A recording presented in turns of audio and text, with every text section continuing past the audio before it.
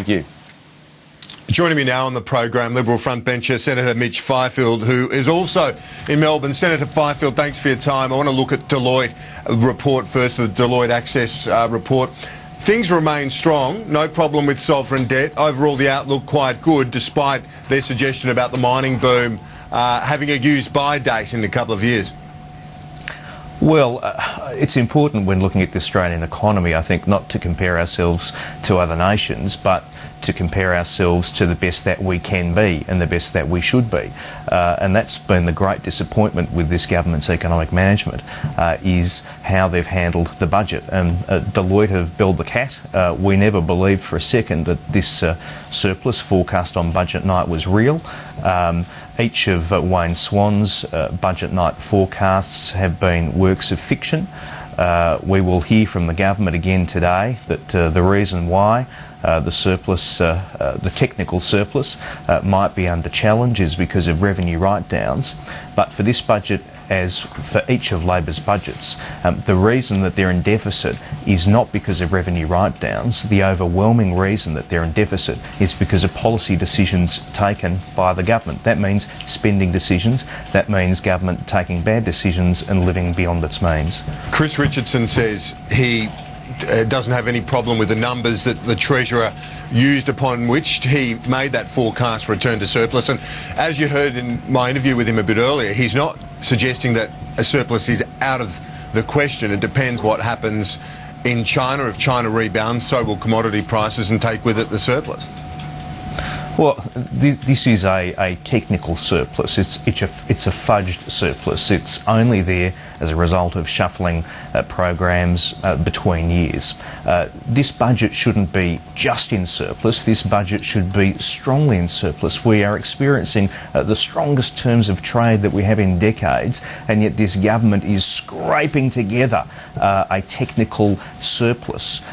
This government has taken shocking spending decisions. That's why we have had cumulative budget deficits over 4 years. One thing that Access Deloitte report says is not an issue, at least economic, in terms of economics, is the carbon tax. He says it's a far more political than an economic issue. What do you say to that, with little economic impact, according to Chris Richardson? Well, I think it's very much an economic issue. You go and visit small businesses, Kieran, or go and visit manufacturers, as I often do in the southeast of Melbourne. I visited a manufacturer the other day who said that his electricity bill was going to go up by $150,000 a year. That is a real-life economic impact on a real business. So, yes, it's political in that the public don't like to be lied to, but it's also very economic because it's having a detrimental effect on real businesses. Okay, let's look at something that you do have very direct responsibility for in your shadow ministerial responsibilities, the NDIS, the Disability Insurance Scheme. This is going to be apparently atop the agenda on Wednesday when the COAG meeting takes place, the Premiers and Chief Ministers along with the Prime Minister here in Canberra on Wednesday. Do you expect progress to be achieved here, given the positive noises that we've heard from the Liberal states as well as the Labor states about this national scheme? Well, Kieran, I hope that the NDIS is at the top of the COAG agenda. One of the disappointments for me is that the state premiers haven't had a serious face-to-face discussion with the Prime Minister yet. They've sought it. They were reduced at the last COAG to having a brief discussion over dinner about the NDIS, and I know the state disabilities ministers and state treasurers have been chasing Jenny Macklin around the country to have a serious discussion about the NDIS. So I hope this COAG will be a different experience for the states and territories to those that they've recently had with the Commonwealth on the NDIS. The issue that the states and territories want to discuss, and which the Commonwealth should discuss, are the governance arrangements and the funding arrangements. The government talked a big game before the last federal budget.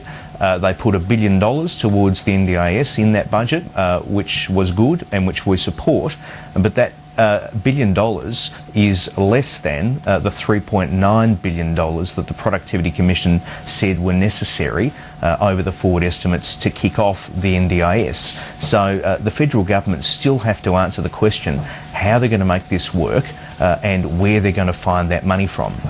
I'm extremely keen to see the NDIS up and running, as are Victoria and New South Wales. The ministers there have been champions of the NDIS. I hope the Commonwealth brings a far more cooperative approach to COAG than they have to date.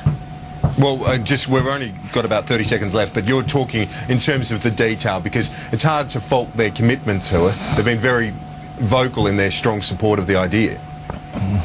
Well, they've been vocal in their support, but they've departed from the Productivity Commission's time frame, and they've departed from the Productivity Commission's funding profile. They need to explain why they've done that. All right. Senator Fifield, good to see you. Thanks for that today. Appreciate it. Thanks, Kieran. And that's all for AIM Agenda. Thank you for your company.